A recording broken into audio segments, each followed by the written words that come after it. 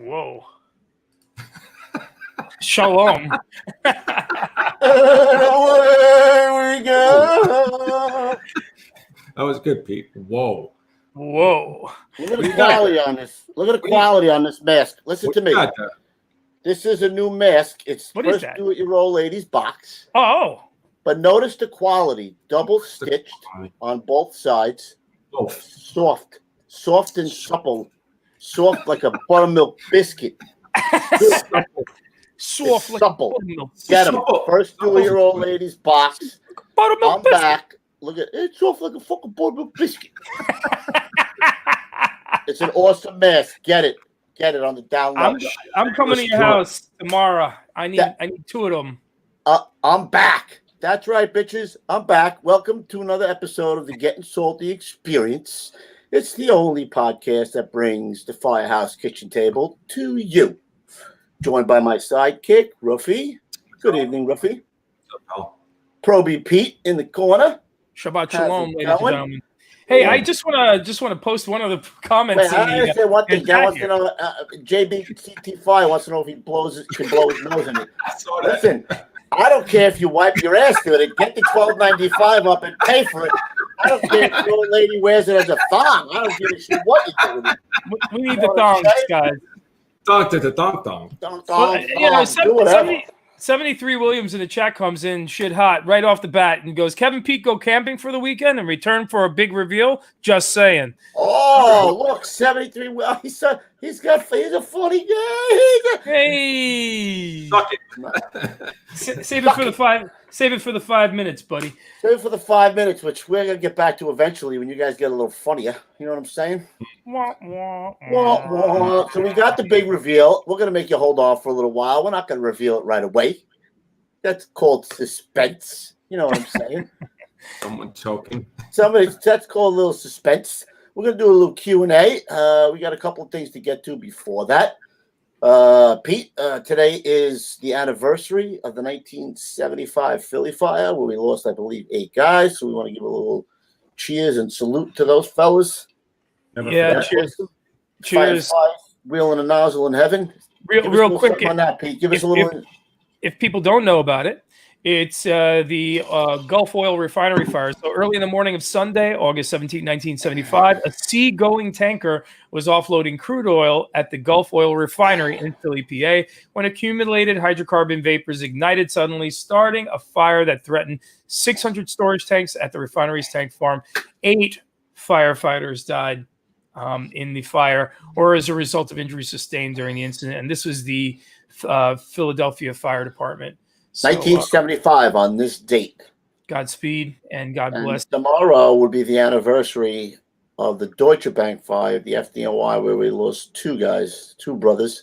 Let's give a little cheers to those brothers. Yeah, that would be firefighter Joe Graffagnino and firefighter Robert Padilla. Rest in peace, boys. Yep. And a little side note to that, Hank is diligently. Well, anyway, before it gets to like 7 p.m., he's researching the Deutsche Bank fire. He's going to do a little back in the day on the Deutsche Bank. He's gathering all the info. And what I'm trying to do is hook him up with a certain chief that's in the chat room all the time that we're trying to get on there. But I've heard that he was at that job actually in the shit. So hopefully if we get that chief to come on, you know who I'm talking about. That guy, the very smart guy. He might hook up. He might hook up with Hank, and maybe we'll get that one to you soon. Isn't a certain other chief supposed to come on too at some point? Yes. Oh, Pete, you just took the words right out of my mouth. Hey, so they come. Like a producer. Right between my toofs. Start sending in questions for Chief Steve. He is going to be on the show. He will do a Q&A. He will not be drinking on the show. He probably won't be smiling all that much, but he will be on this show. Every once in a while, I can get a good smile out of him. But start sending your questions for the Q&A. We're going to do a Q&A with Chief Steve. Not that Chief Steve. Next Monday? I don't know. Maybe we'll try to get him on next Monday. We'll see what he's doing. He's a busy fella. You know what I'm saying? He's got a lot of stuff going on. I know he's still on the job. Actually, he's away right now seeing his son in Wisconsin. Wisconsin. Right. You know better than me. Wisconsin. All right. So now should we get to the big reveal? Nope. We'll do that at the end. Nope. Before we get to the questions, real quick, I just want to wish we have one of our own in the chat here, Susie. She's back from the hospital. She had a little bit of a heart issue. So Susie's back. She's back and she's better than ever. All right, there's one for Susie. We're glad to see you back and you're well. All right, guys, there you go. Give Susie an all right, Rocco. All right, Rocco. All right, Rocco. Susie's back. Beautiful.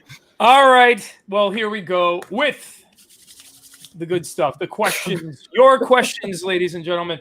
All right. Dear Ruffy, Kevin, and Pete, love the videos and podcasts that you guys do. As someone who is not a firefighter, but loves what you guys do and is completely interested in how you guys do it, your podcasts give me great insight on life inside the FDNY. My question is, what documentaries of the job, or SOC for that matter, best represent life inside Special Operations Command?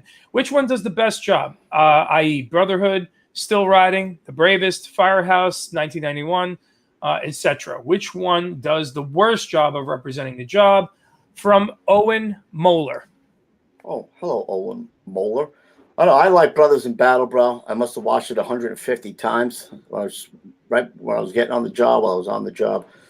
That was my motivational one.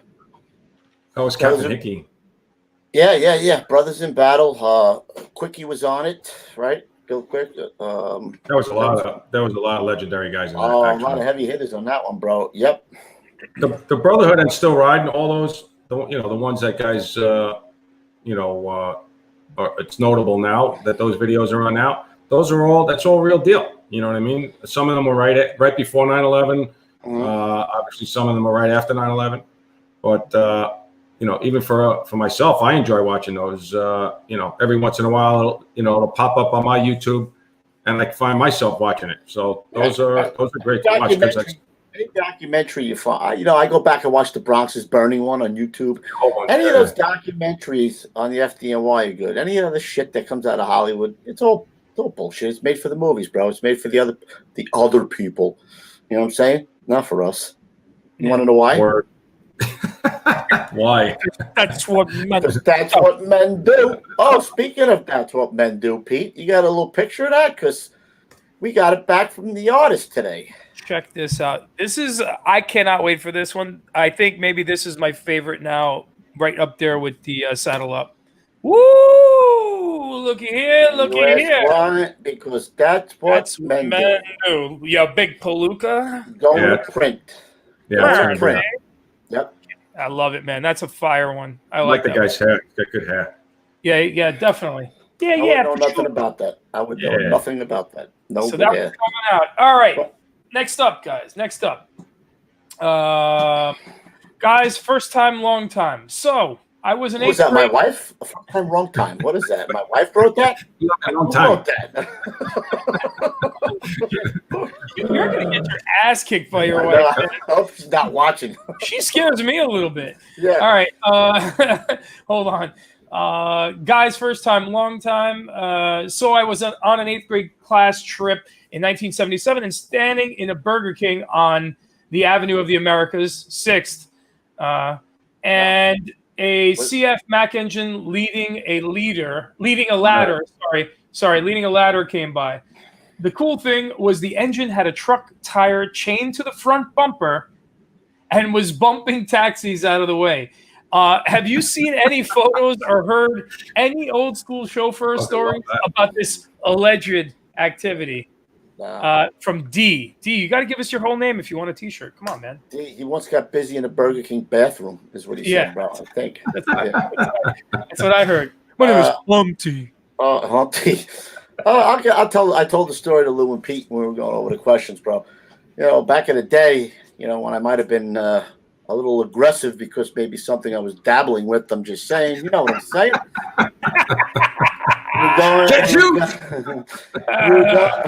We were going to a 1075, and I was coming down Broadway, making a right turn on, I don't know where it is, over by 138, 1075. I'm making a turn, and there's a livery cab on the hydrant with some fucking Chinaman sitting in it, reading a fucking paper like this, bro. I'm fucking leaning on the horn. We're leaning on the fucking siren. We're leaning on the horn. nothing's working, bro. He's just like, So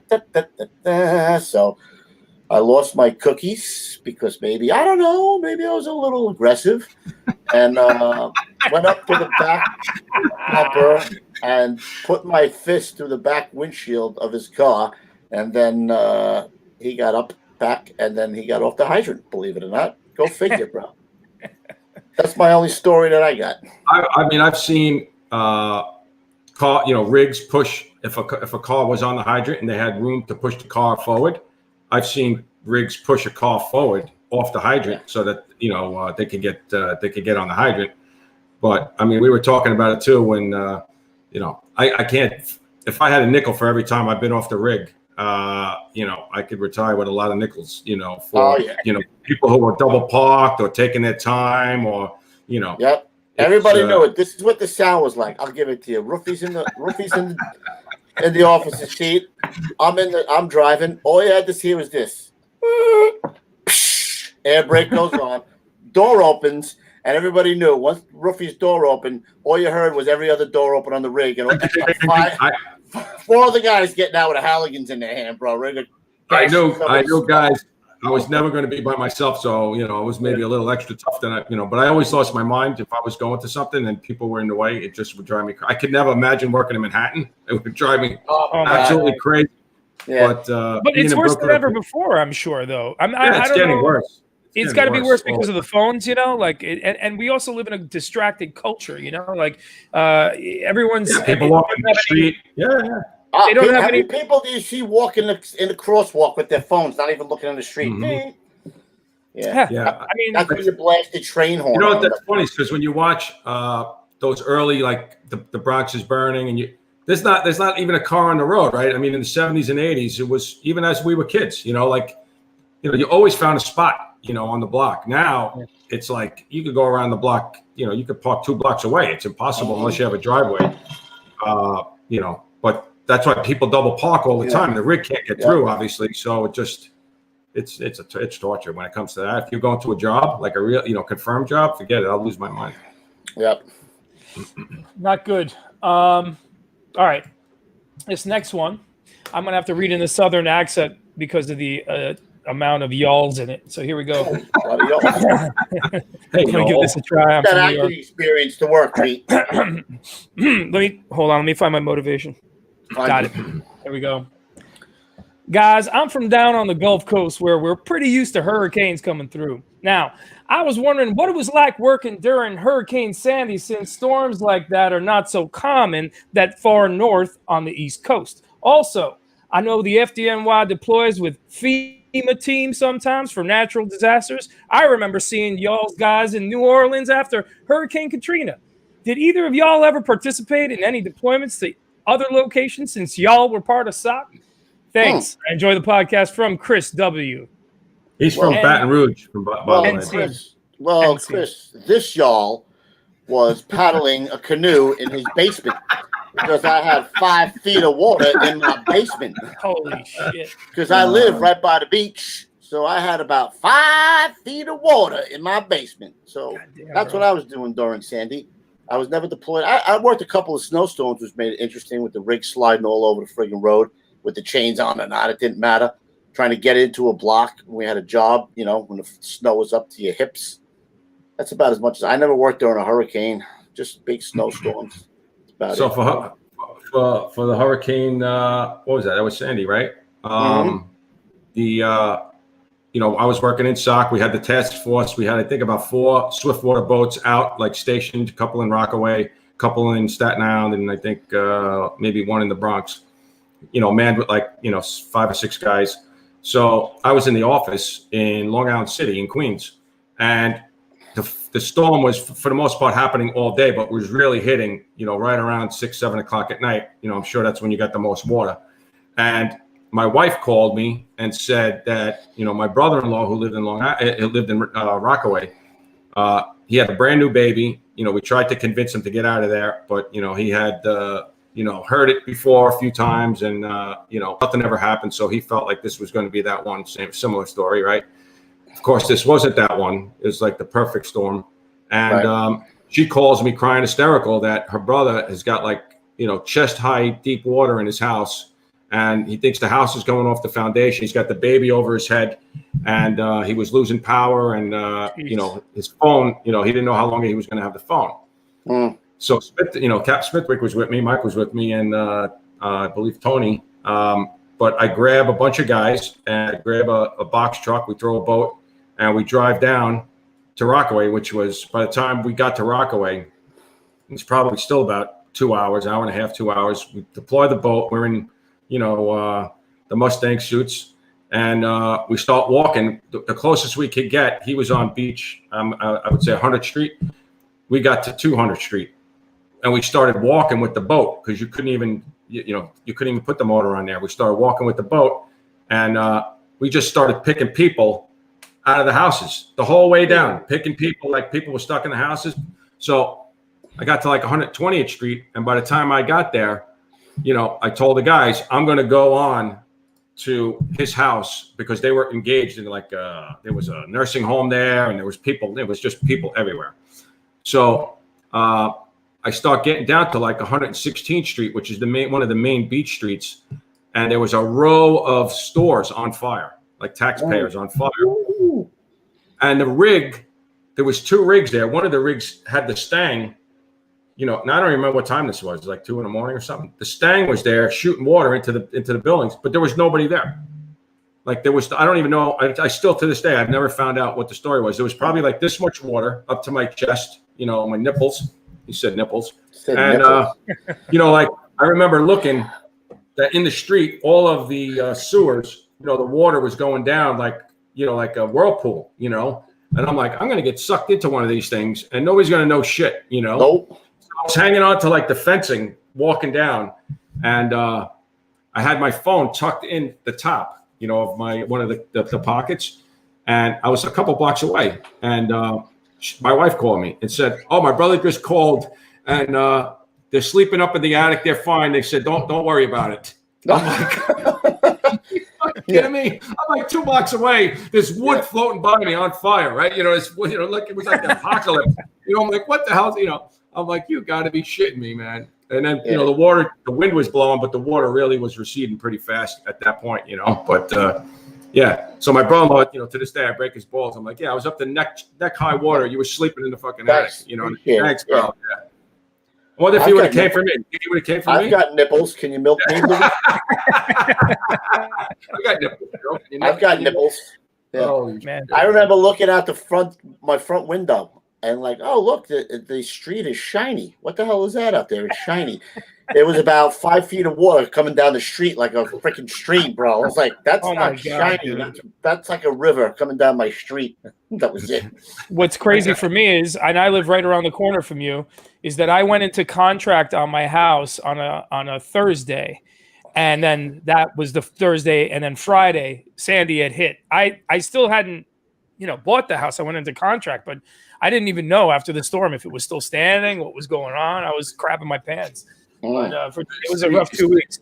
See, Will Belinsky's quote. No, you're right. There's a nip in the air. Are you talking about my wife? It could have been. I don't know. I would take that personal like that. That's fucked up, man. I don't take that personal. I would take that shit.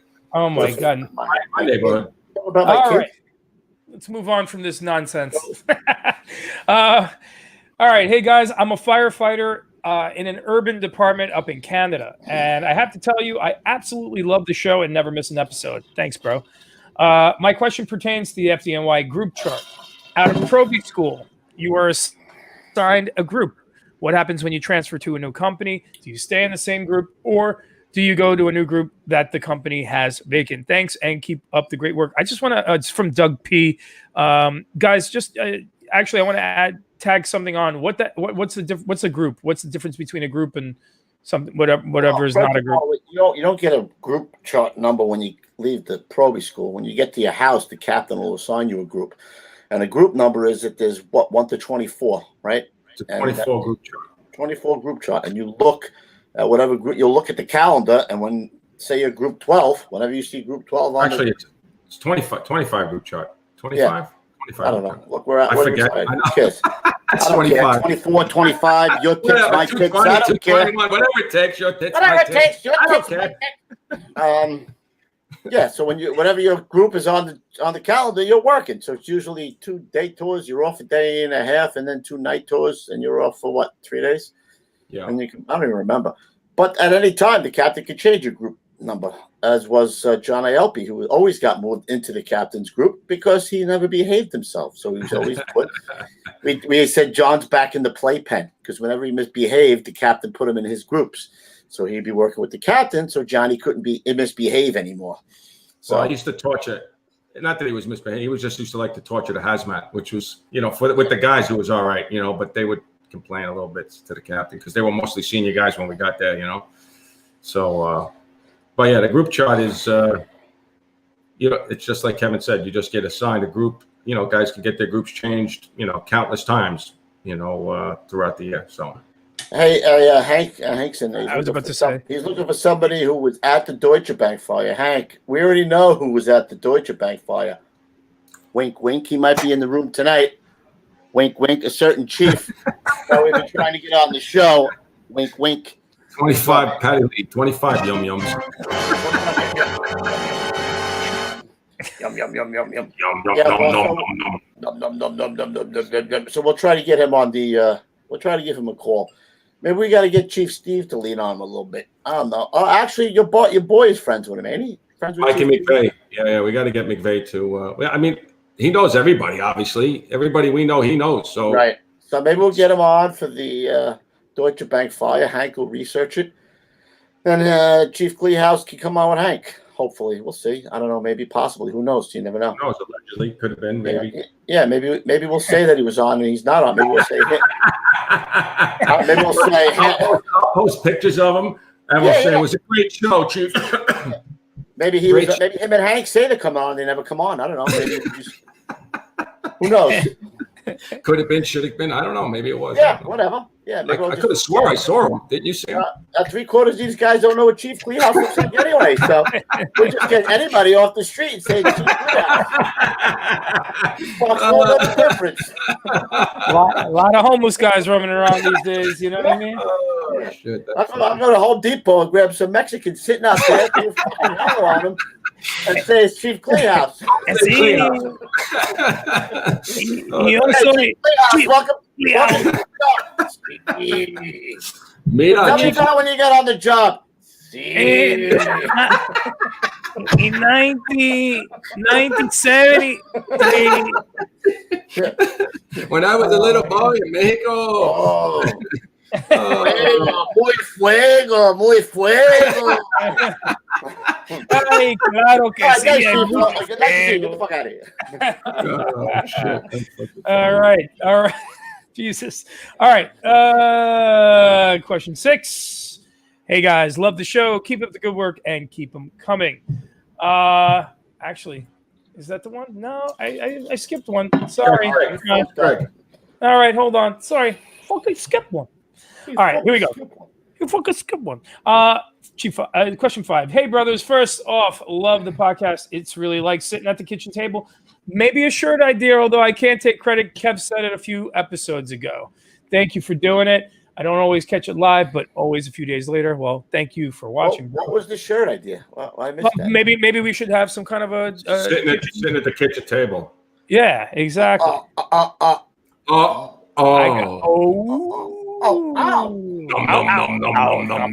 we'll get a shirt that just says num num num num num num.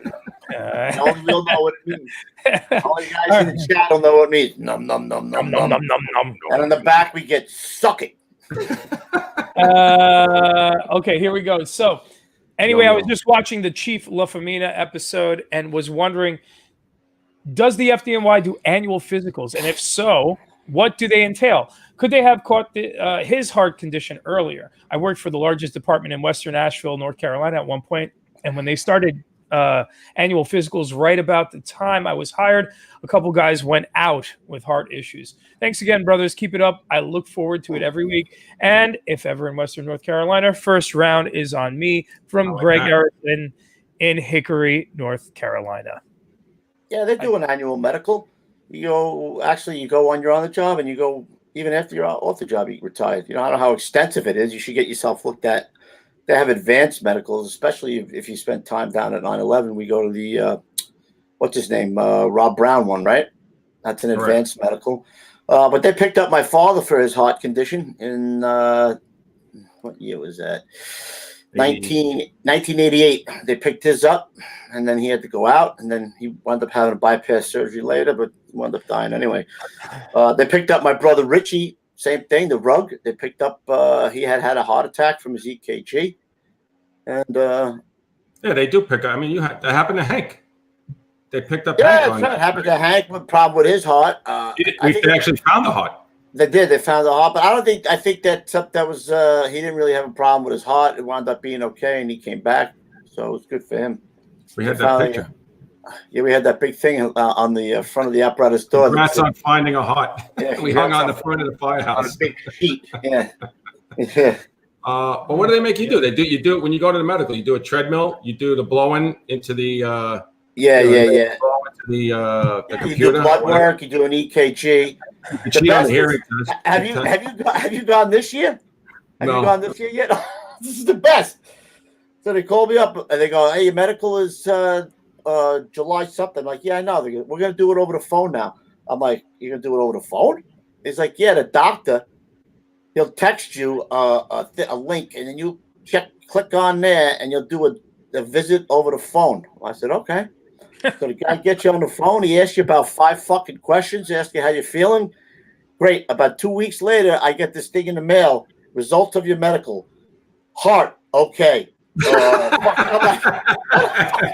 does he know? That's bullshit. He's talking to me on the phone. How does he know my heart's okay? That's lungs. Okay. Yeah, that's horseshit. I mean, for the most part, I was just seeing that Ray Seeley, he said he got picked up for his lungs on that yearly medical. So, a lot of guys, sometimes they try to, allegedly could have been, maybe they don't go to the medical, they tap out, whatever, because, they don't want to get picked up on stuff because they're older than dirt, but and they still want to stay on the job because they love it. But they do a pretty good job, not what Kevin's talking about. They do the best, you know what I mean? At the regular, when you can go for medical, they'll do your blood work, They also talk to you if you have any problems they give you a checkup from the neck up. If you got any problems with the head going on, if you're suffering from any kind of emotional problems, stuff like that. Hank's kind of true.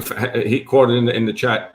Fat Daddy Ray can't have any problems with his lungs. He blows so much hot air. I mean, how much problems can he have? Hank coming in. How was it bad? How was it bad? Coming in.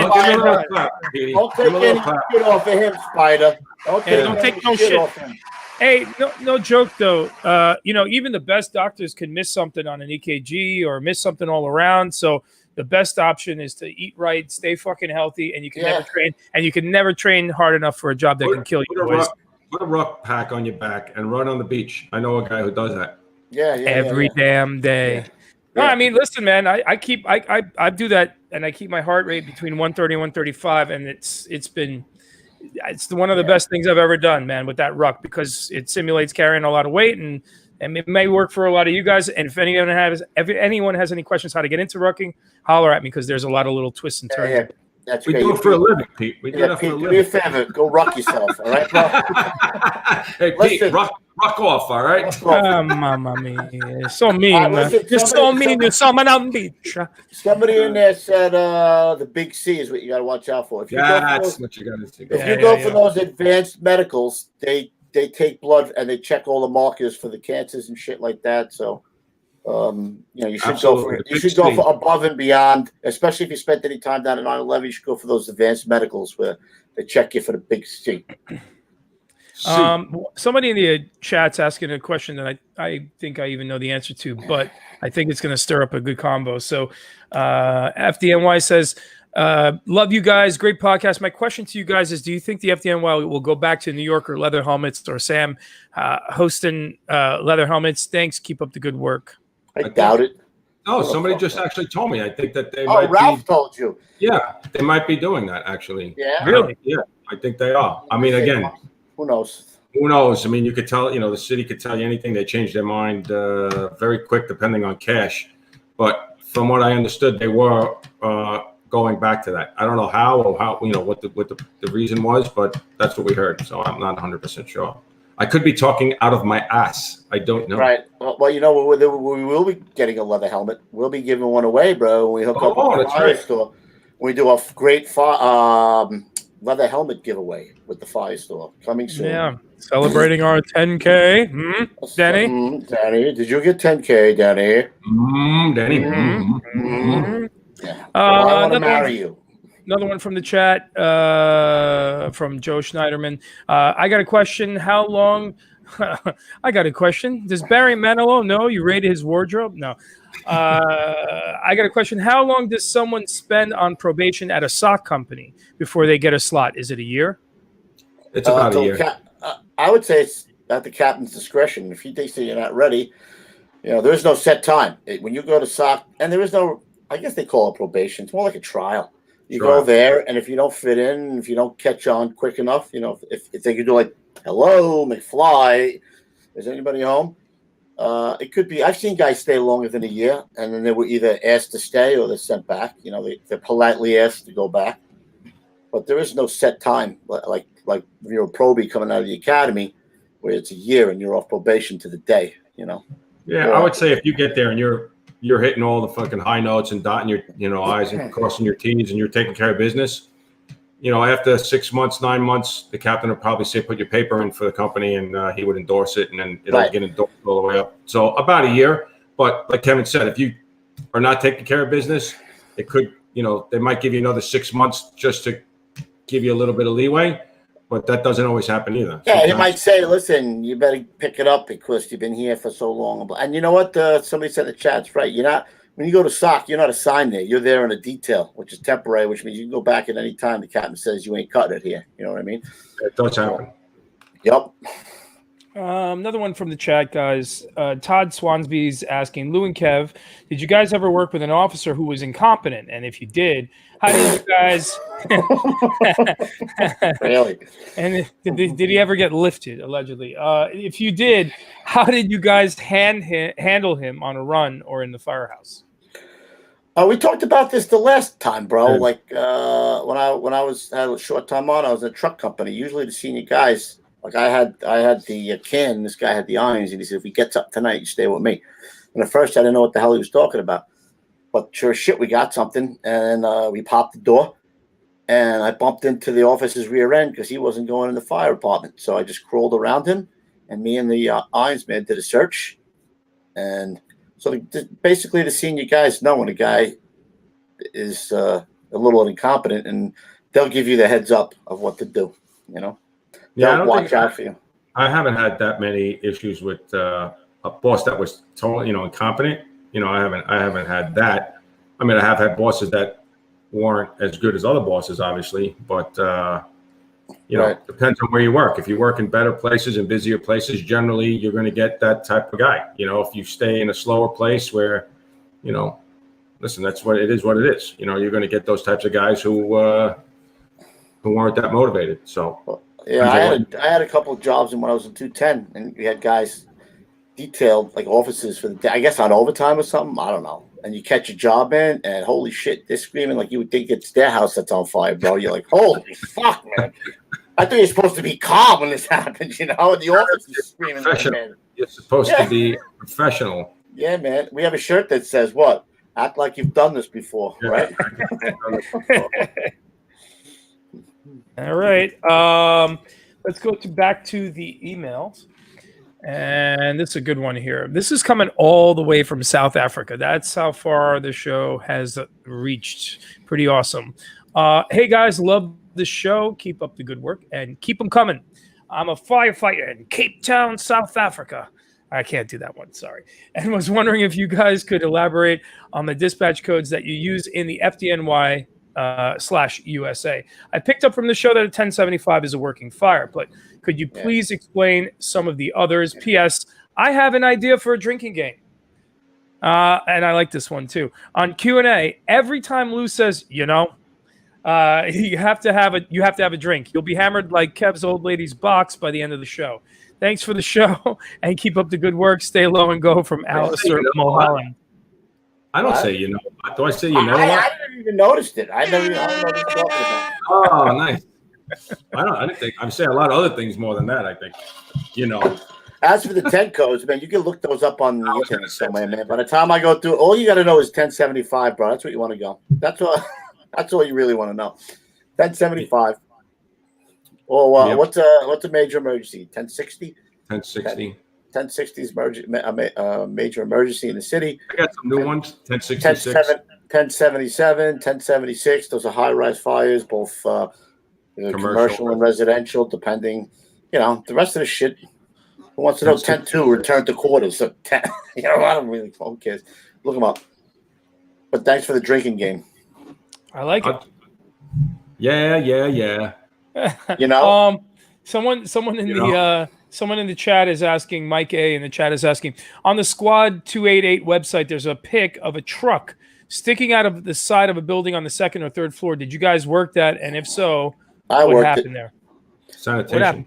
It was a sanitation truck not that far from us, and I don't know what happened. The guy fucking, I don't know if he thought he was putting in reverse or what he did. He fucking floored it, and the sanitation truck went right through the fucking front of the building, and it was hanging out. And the guy was still in the cab, shitting himself. And 163, I believe, 163 put up the bucket and grabbed him, and then Squad and Rescue 4 actually grip hoisted the rig back in the building. They hooked up to something. Actually, too, you know what happened? There was a couple of heads-up sanitation guys who put chocks in front of the tires, which was a heads-up move, so it wouldn't. That's it. Yep. That's So the guys, you guys each, both of us, there's a Squad and the Rescue. We carry 2 grip hoists, so they wrap the pillars with cable and use the grip hoist, which is like basically a big come along.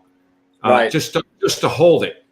And then what they did was, I think they had like a huge, like for back, like a tow truck came and pulled, and then you guys took up the slack on the grip hoist every time he made a little bit of. Hold it. And we also put, which helped a lot, bro, is somebody, I think it was actually John Gain that came up with the idea. Oh, they put soap or something, right? We put car washing soap underneath the tires so it would slide across the concrete and not. Easier, right. As they pulled it. Because right there, it's just wedged against, that would have went straight down, but it's wedged against the top of the building. Yep, that guy fucking shit himself. Oh my God, Mike! I think we got both companies got a unit citation for that, actually. Yep. I mean, I would, let's look at that. That thing's ready to go, and it's just hanging on by a thin brick wall. Yep. Good God, man. Someone in the chat again, FDNY 276 said, my next question is to Lou. When bunker gear first came out, was there a resistance to guys wearing the new gear versus the old school gear? And I even answered that in the chat, saying, obviously, yes, everyone hates bunker gear. Am I wrong? For the older guys it was, but I mean, when I got on, it just came out, so you didn't know better.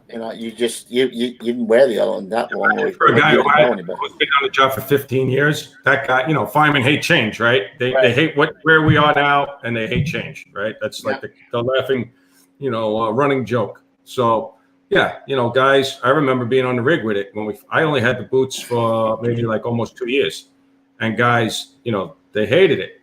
But you start going to fires, and if you going into a quick fire, it was good because it protected you and you could, move quicker. But if you had to operate for a long time, that's where, if you had to walk stairs or shit like that, that's where the bunker gear was a little bit more cumbersome. Yeah, Ray just said something that I forgot. Remember they had different knee pads? Three of them. Three different knee pads. If you were an engine, you had these big fat knee pads. If you're in a truck, they had these skinny little friggin', and they had something in between, had metal in them or something. I forgot about that, man. Yeah. And you had to change them. You could. There was Velcro. Different companies, that Velcro, and you would take them in and out. Yep, that's right. And it's mainly because a lot of the guys on our show have said, right, that they couldn't feel the fire, right, that they didn't like the bunker gear, right, like encapsulation. I mean, it definitely. Guys have said it. I know Garrett has said it. A bunch of guys have said it. That the old school guys would rather. I think Calamari said it. They'd rather have done their whole career regular with the rubber boots because they can move faster. They could feel the fire.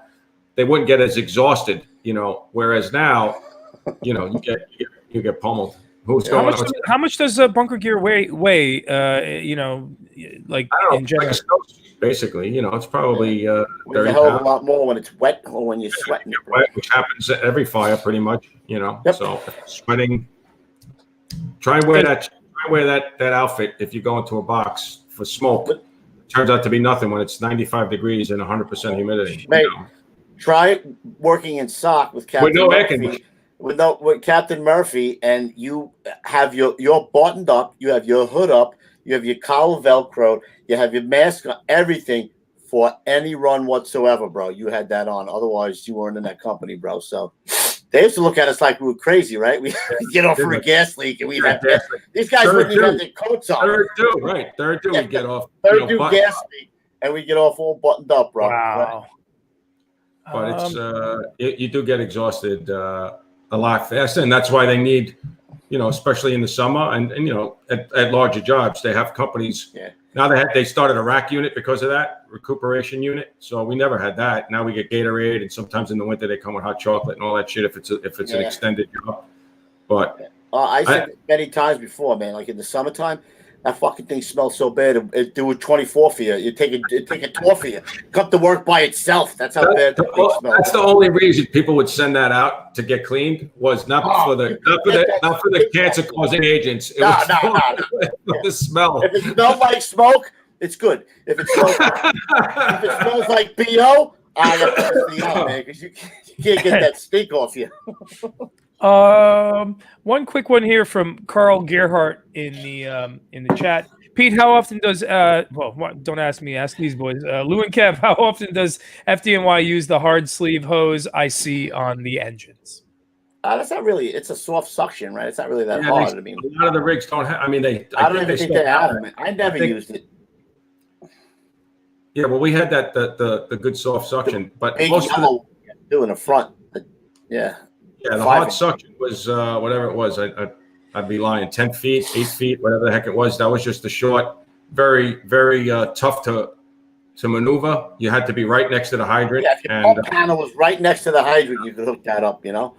And I think early on, like in the 70s, 60s, 70s, 80s, that worked great because you always had room. Because like we were just saying, there was really no cars on the road in the ghettos and areas. But progressively, more and more and more. I mean, now you can't go anywhere. It doesn't matter if it's in the shit area or if it's a great area. You can't park the car in the city. Forget about Manhattan. When I say the city, I mean all 5 boroughs.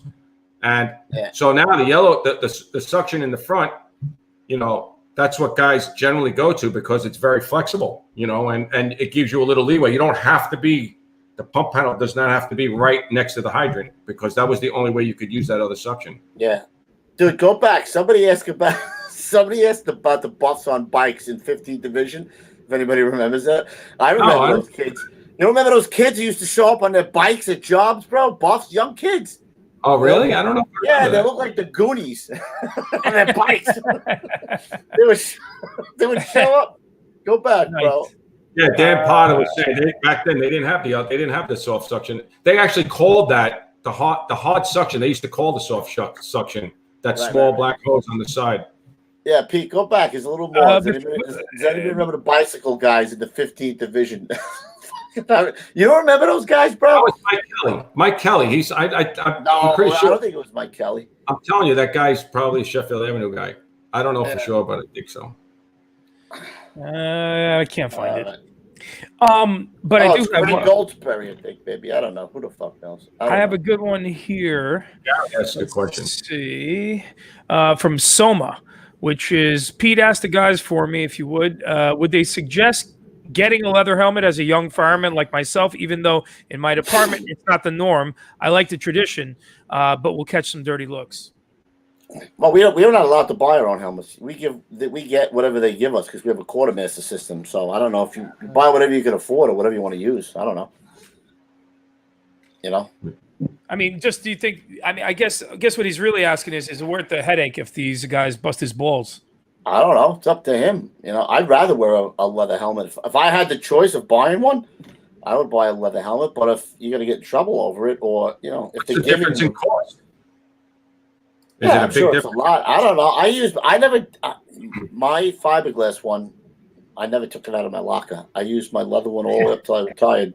I just ran from the chief. Most of the time with my brother, I just he would look at me that look like, what the fuck's on? A lot of guys I've been talking to, they always all the guys I'm looking to get on the show, they all said the same thing, that most of the time they got the helmet, but most of the time you got 30 fucking years on the job. Most of the time the chief's not coming over to break your balls because you have a leather helmet on your head. You know what I mean? Yeah. So, 800 for a leather. 21. Yeah, but I'm saying if you're a kid who's 16 years old and you got $200 and you could buy a plastic helmet, dude. When we're at the shows, you see these young kids buying helmets and boots, and you're like, hey, what the fuck? What's this guy saving up from his paper route to buy spending everything he's got on his helmet? I don't know. I'm saying I'm saying buy what you could afford initially. Just look at Dan said he got lifted to 103 for the helmet. Wow, Dan, they lifted you to some shit shop, man. Holy shit. Yeah, they screwed you. They fucked him. Yeah, so see right there, Tyson just said 800 for a leather, 300 for composite. If I was a kid at 16, I'd tell the guy get the composite for now. Yeah. Get on the job and do what you got to do, and then make sure you like it before you start throwing cash at the thing. Like go to your first. That leathers are between 900 and 1100 because they're giving us a couple from the fire store. Woohoo! Yeah. But with their Gettin Salty discount, they'll be able to get it for a little bit cheaper. Oh, maybe. Probably. Maybe. So, what do we got? 2 more questions from the chat real quick.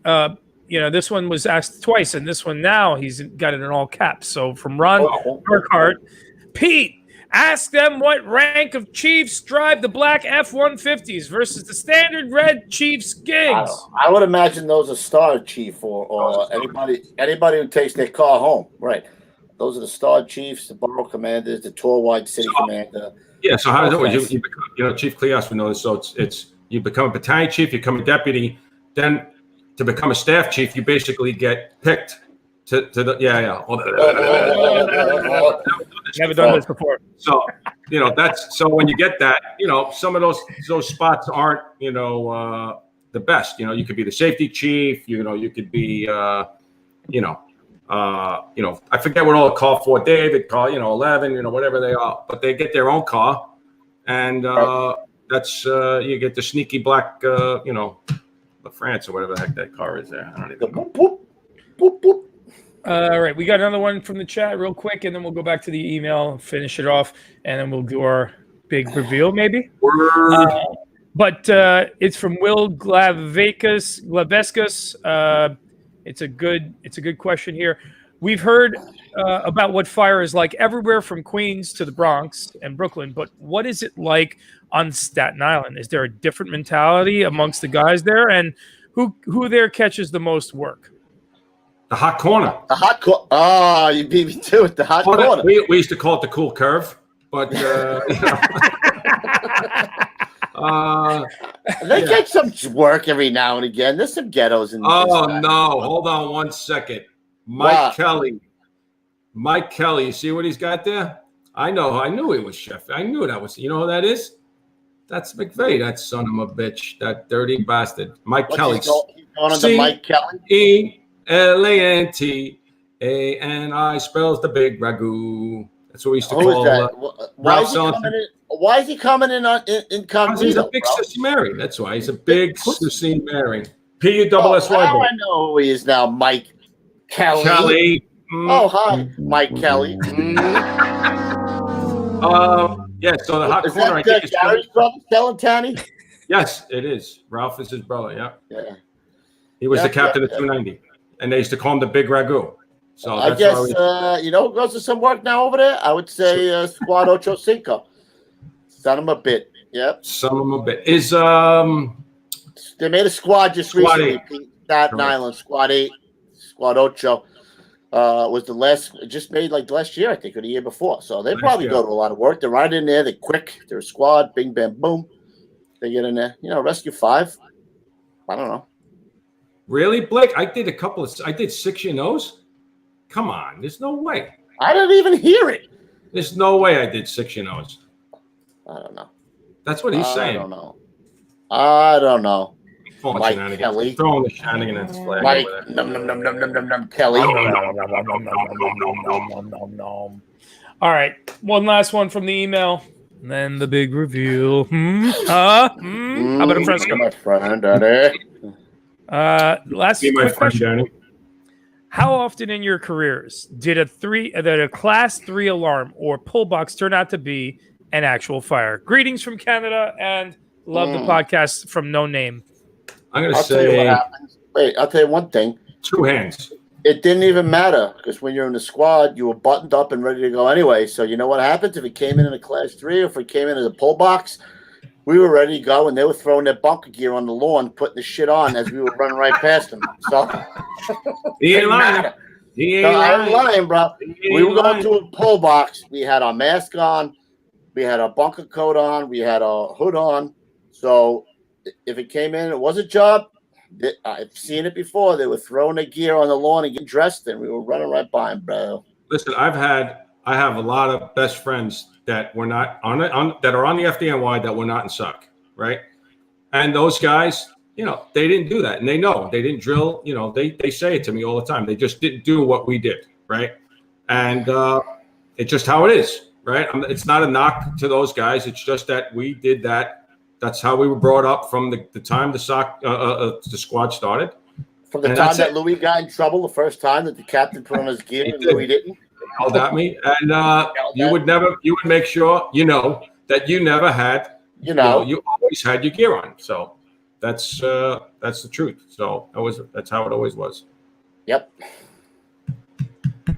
But I probably had about, when I was in 117 and then when 290, 103, even in 288, maybe I'm pushing it on 2 hands. Maybe one hand, 2 hands, 2 hands. Probably. Yeah. Something like that. A pull box, 1.5 hands, maybe. Maybe a couple of these. Yep. And that's that, Pete. That's what we got. All right. That's what we got. All right. I was just perusing he's something. gone? Very He's gone. interesting. He's gone. There's nothing we could do about it. Hey, Mike Kelly, I'm not going to answer any more of your questions until you man up and put your real name on there. Mike Kelly. Michael Kelly. Yeah. Guy with 2 first names or chick's name. Big puss pants. Susie, I did not say 50 times tonight. You people, you're going to make me crazy. Listen, on the Facebook chat, do me a favor. Everybody in the Facebook chat, I've been watching some of the comments. Practice your ball breaking. It is weak as hell, bro. I'm watching it in here. Yeah. Practice back and forth at each other because this shit is weak, bro. Weak. And that's why we haven't been doing the 5 minute fury. Suck it, Mike. Terrible. Practice on each other. Do something. You know what? I think we gotta have Norton, McVeigh, and Milner all together on a back call to the bullpen. I think that would be free for all. What was it again? Norton, Milner, Gary. McVeigh. Oh, wait. McVeigh. I'm not having McVeigh on. Stop. I'm not having McVeigh on until he mans up and puts his real fucking name on there. I'm not having him back on the show. I understand. You agree, right? Yeah. 100%. Let's have Milner. Who else did you say? Kelly and Norton. Mike Kelly and Norton on. But Mike Kelly has to paint his nails and put on a wig. All right. Oh my God. Big sissy. All right, boys. I think you know what time it is now. Oh, it's time, Cope. We're an hour already. What? Yeah, guys. So you wrote 2 guys retired from 288, and my property values went through the roof. Now that's funny. Now, Patty Lee, you don't have to go in the chat room to practice because you're on your game, bro. I'm gonna actually call him. He's gonna be on within the month. I got his email. See, now that's fucking funny. I love it. And he's a Ranger fan, so he's definitely have fucking pants on again. Get over it, will you? One time I wear my drawers. oh my God. Patty Lee's a Ranger fan, so he's already drinking because the Rangers won. I don't know if everybody knows the Rangers won the #1 pick in the draft this year, so I'm a little happy. I'm Well, touching you know what? myself. Thank God. This is Thank God. 'cause you they know what, didn't do nothing Louis? else, bro. Thank And God. you know what? Hold on. You know what, Louis? You know what, Louis? This is a perfect time then for our big announcement because apropos of everything. Oh! This is strictly for Louis, but ladies and gentlemen, tonight, for your viewing pleasure and for your future viewing pleasure, we would like to announce the Gettin Salty Roadshow. Roadshow. The Gettin Salty. I fucked it up already. The Gettin Salty Roadshow. Yeah, man. Here we go. We're all gonna be coming to a town near you, ladies and gentlemen. That's what's going on. Let me explain, Lucy, how this is gonna work. All right, we were talking about doing a cooking show. We're talking about doing this, and we're like, you know what? We looked at some of the cooking shows, and they fucking blow. All right, so we've decided to come up with our own road show, and this is how it's going to work. These three guys, and maybe a guest star. You know, we have secondary characters on here. You know, maybe a Fat Daddy or a Henry Mollet or a Chief Bro. Maybe another one of those will come with us. We're coming to your firehouse. We're going to hang out with you. We're going to go to the supermarket with you. You're going to list, Petey. Wait, let me finish, then you'll show the list. All right, okay. We're going to prepare at the kitchen table with you. You're going to show us your best meal. We're going to eat your meal. We're going to comment on your meal. And all the while, we're going to do our favoriteest thing in the world, which is break your balls. At the kitchen table. But we're also going to do a spotlight on, if you saw our spotlight on, we're going to do a spotlight on your firehouse, on your community, on your local hangout bar. Because after we sit around and we break balls and we make a meal, we're going to go out to your favorite little watering hole and maybe tie one on. I don't know. We'll see what happens at your favorite little establishment. So, Pete, you want to put up the rules? Start sending it in, and we're going to pick them out. I will. It's just I wanted to add on to that real quick before I put up the rules. It's a little bit like an Anthony Bourdain, No Reservations meets a Firehouse, meets a little bit of fire history in your firehouse. That's kind of what it is. A little bit about your community, a little bit about your region, wherever we're going to. So it's going to be a longer format, probably in the 20 to 30-minute range at least. And what, the show? Yeah, 20 to 30, I would think. Fuck, it's going to be longer than that, I think. Bro. Nah, it won't be exciting if it's like maybe it will, maybe. We'll have to see. We have to make it fast. We have to make it feel right. And you know, 20 minutes is a lot anyway, but regardless, here are the rules because they are rules, gentlemen. They're all rules and ladies. Here we go. First and foremost, we got to get the best recipe from the top chef in your house that best reflects the region of the country. So if I go to Texas and you want to serve me a pizza, I'm gonna be very you can give me a chicken palm recipe in Louisiana. Get out of here! I don't want to just get out of town. Yeah, if we come down to Texas, which we will, you know, let's see your best Texas recipe about your barbecue, your Tex-Mex, etc. All right. Now this is an important one. What's interesting and unique about your firehouse? That's pretty important. Okay, guys. That's spotlight on section of it. We're going to spotlight your firehouse, the history of your firehouse. We need a little bit of that. We'll do some research on it. Blah blah blah blah blah. Exactly. Now tell us what's interesting about the community that we're going to be in. Your community. We need to know. How you guys integrate with your community and what's interesting about where you live. So if you're if you're in Louisiana, and you're in any of those cool sections of Bourbon Street or something like that, that would be something that's interesting about where you are at. Okay.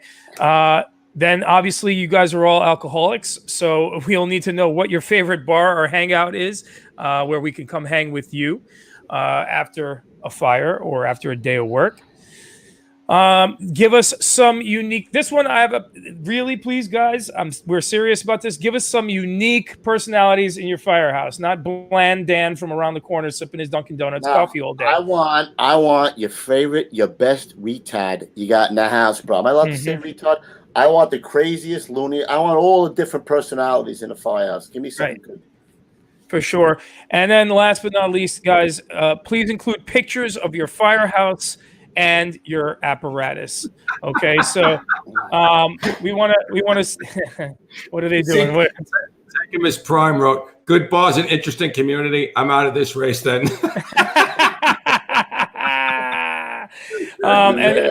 Listen, here's the other thing, bro. At the beginning, it's probably going to be until we get over this whole nonsense with the fucking mask and all that nonsense.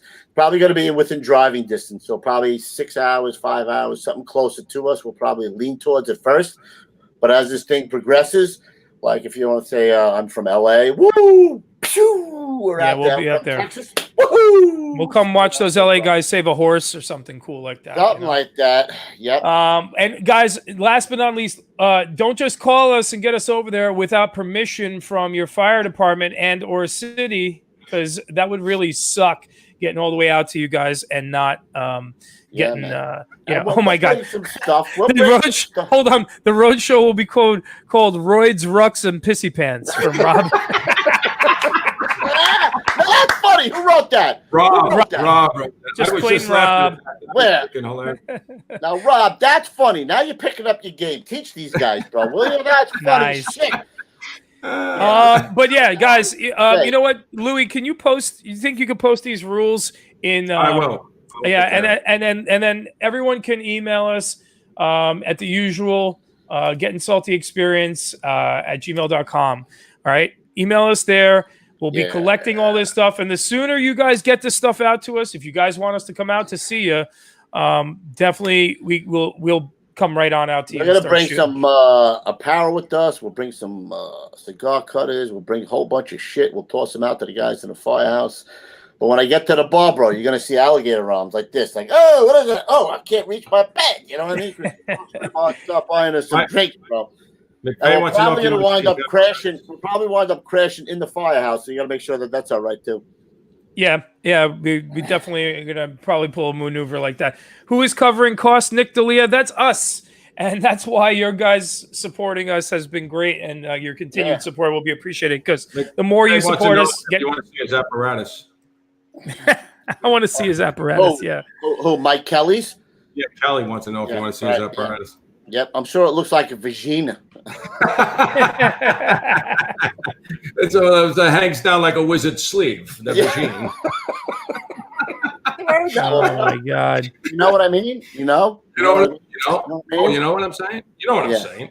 Yeah. Hey, let's not get off track. The Roadshow is going to be, as the kids say, lit, ladies and gentlemen. This is my daughter says that. No, I look at it like this. What? It's gonna be amazing. Yeah. I'm more excited about this, I think, than anybody is, because I think we can really get a chance to show the fire culture in the country, and it's more about that, you know. Take it easy, Pete. Don't start fire culture in anybody yet. Take it easy. I'm gonna tell you one thing. I'm not going to Nick D'Elia's Firehouse, the cheap bastard. He's worried about who's paying for it already. I'm like, what are you kidding me, bro? Come on. What are you kidding me, Nick? You're worried about a couple of shekels? We're not even there, for Christ's sake.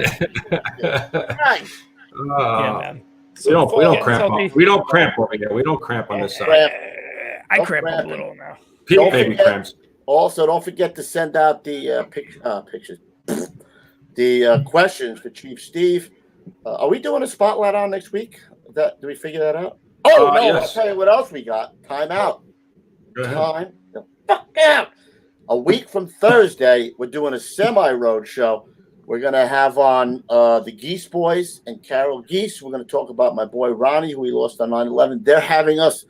Nick, check this out, you cheap bastard. They're having us out to their Firehouse. They're going to feed us, give us booze, and they're sending a car to pick us up and drive us home.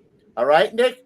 You chief son of a bitch. Spend some of your communion money, will you, for crying out loud? Chief son of a bitch. Chief son of a bitch. Patty Lee said, Kev, your Thursday podcast was better. Oh, shit. Who lit Patty on fire? Holy shit. Somebody straight Richard recorder. The guy's on fire. He's on fire. Man, Patty must have started smoking again. I don't know. Oh, my God. I picked a rough time to stop sniffing glue. That's what I'm telling you. Holy shit. All right. 3 tattoos. I'm in. Gene Best. You got my. I got a couple shout outs. I got a couple things going on here. So what's up, brother? You got my picture? You know what I'm saying, you know. Oh, your picture. Yes, I do. So Well, do you want me to you can post it up. show that because it has Yeah. a name attached to it, you know? Oh, Okay. maybe not. Don't put Stand that. by. Yeah, exactly. He's like, you know? what? Yeah. No. Just read it. This morning, I don't know, Coops, if you know this. This morning there was an incident in front of 288 and Squad 288 and Hazmat 1. Returning from a run, they were flagged down by a victim who was stabbed. They brought the victim into the firehouse to render care. The attacker tried to enter the quarters through an open door and was immediately tackled and apprehended by members until PD arrived. No members were injured. Great job all around. And remember to be aware of your surroundings all the time in this crazy environment. Stay safe, brothers and sisters. That was from the Queen's trustee. So I called the firehouse. I spoke to a few guys. Nice. Yeah, so basically exactly what that somebody had sent me that. And so when I called the firehouse, that's exactly what happened. There was somebody, I guess, across the street was doing a little shenanigans, and some guy ran after him with a knife, stabbed him. He ran into the fire. Maybe, I don't know. Dabbling. Something inappropriate with my old lady, and I came home and I saw you. I don't know. Maybe you should be stabbed. I don't know. Can you say that out loud? Maybe you should have. I don't know. Maybe you were pulling the handle on my old lady's box when I walked in on it. I don't know. So, the guy couldn't see straight. Wait, and, if your old lady's box has a handle on it, is she really an old lady? That's the philosophical question. I got to set a timeout for 1 second. As I'm watching this whole show, I don't know if Hank's on dial-up, but he's answering questions that were talked about like 20 minutes ago. What are you doing over there? I love you, Hank. What are you doing over there? I've had jobs from pull boxes and class 3s. We've got a Roadshow, but that's for you right. Hank, move on. We did that that was an hour 25 ago. minutes ago. 25 minutes ago we did that. Hey, Hank, we've know got why? a Roadshow. Because he's like this. Type.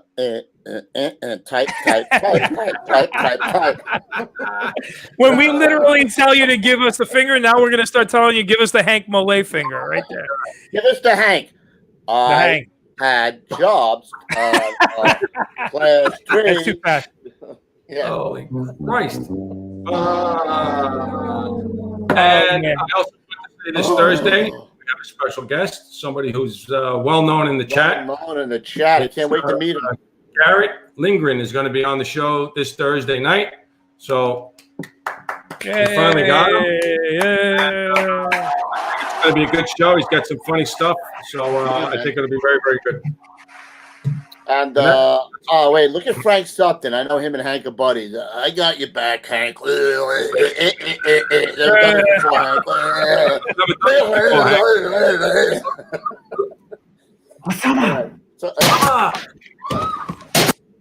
All right, so listen, this is going to be, in case I didn't describe it well enough, this is going to be like a recipe, like a cooking show, but the Gettin' Salty version, bro, where we're breaking your balls. I don't know. Fingers may get cut off. I don't know what's going to happen. It's going to be crazy. It's going to be totally crazy.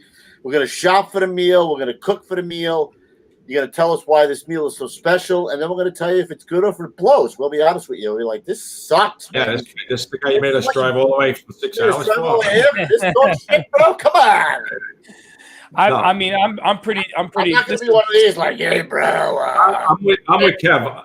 We watched when Kevin came up with this idea when we first started watching some videos from quote unquote, kitchen firehouses, shows. I'm not going to name any, but Pete.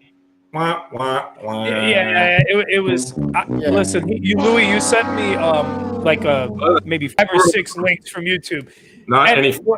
What I appreciated from them are some of the elements, right? Like, okay, they have a kitchen cooking element, they have a this and that element, but my God, if you slap the best elements of all the shows together into one, it still would have been. It was really hard to watch, man. Like, it was old and tired, and for the kids, for the youngins in the chat here, we're gonna make it fun. We're gonna kick it up a notch, for lack of a better term. You know what I mean? Kick it up.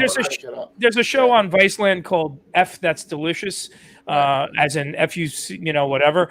But that's the kind of vibe I'm looking at, guys. So just to give everyone an idea, the camera's gonna constantly be moving. It's gonna be a lot of fun. It's gonna be fun and creative and look really good. So I'm all over that one. It's where Pete does his expert thing. He's going to be a producer. Earns it. Oh yeah, producing, directing, shooting, editing. Look at his face. He's like, yeah, I am like that. You look like a turtle just came out the shell.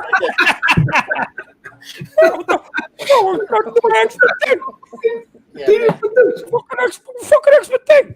Yeah. Oh man, no, I cannot wait, man. This is gonna be. I've never been so excited, man. This. I've been needing to do a road gig like this. So bats and balls. We're gonna get bats and balls. Yeah. Oh, here's my favorite meal. It's spaghetti and meatballs. Like, oh, that's good. Get the fuck out of here, these spaghetti and meatballs.